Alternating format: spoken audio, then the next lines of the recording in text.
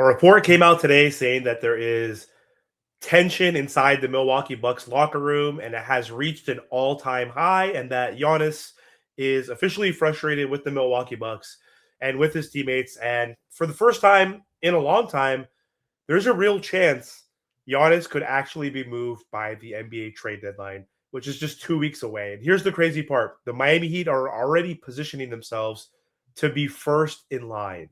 So before we even talk about trades and who the Miami Heat could trade for Giannis, let's talk about one thing real quick. Giannis is not declining. Giannis is still one of the best players on the planet. And this season, he is averaging 29 points, 10 rebounds, 5.6 assists, shooting 65% from the field, which is elite efficiency. He's still attacking the rim.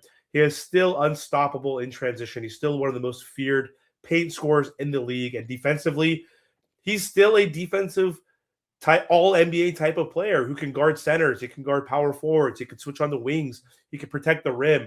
He can erase mistakes, and he can rotate. Like, this is still prime Giannis. He's 31 years old. So if you're Miami, this isn't about buying low. This is about acquiring an MVP level superstar in his prime who could immediately make you into contenders, in my opinion. So right now, Giannis is frustrated with the Bucks. That's not new there. Then the Bucks have been struggling mightily, and the situation is just rough right now for Giannis and the Bucks. And according to Shams, like, tension inside the Bucks locker room has reached a breaking point.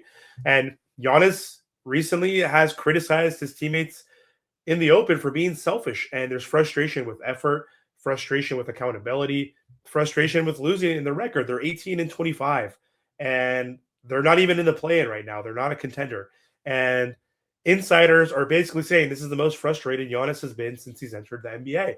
And he hasn't demanded a trade yet. He seems to want to be loyal and doesn't want to be the bad guy. But when superstars get publicly unhappy and say things like this around their teammates, it seems like he could be checked out. And that's usually the beginning of the end. And ESPN insiders are now saying the entire trade market is waiting on Giannis, because if he does become available, everything changes. And I'm not saying the Miami Heat have the best chance of getting Giannis, because other teams have way better assets, way better players, way more to offer. But we would be one of the teams that he would definitely want to play with.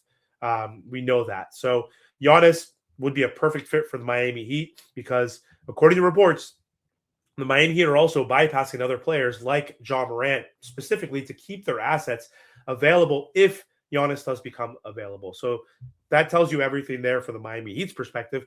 Miami isn't chasing secondary stars or role players. They're waiting for a whale, a superstar. They always seem to do this. And from a basketball standpoint, Giannis is literally the perfect player for this Miami Heat roster right now. He gives them the size that they desperately need. We have no rim pressure effectively.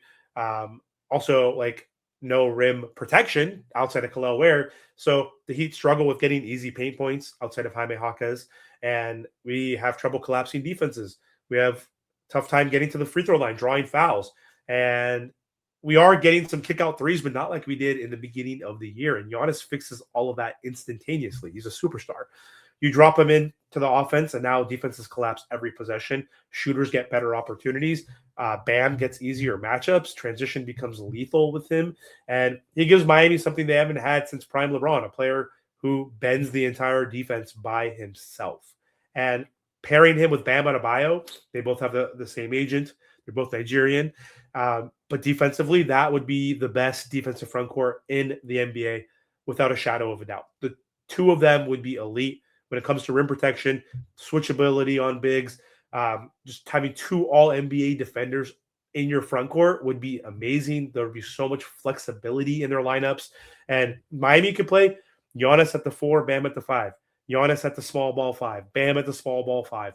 You could switch everything. You could trap. You could hedge. You could cover. They could help with the point of attack as well from your front court. That is huge. And offensively, Bam becomes the short roll playmaker. Giannis is a very good playmaker for someone who's almost 7 feet tall.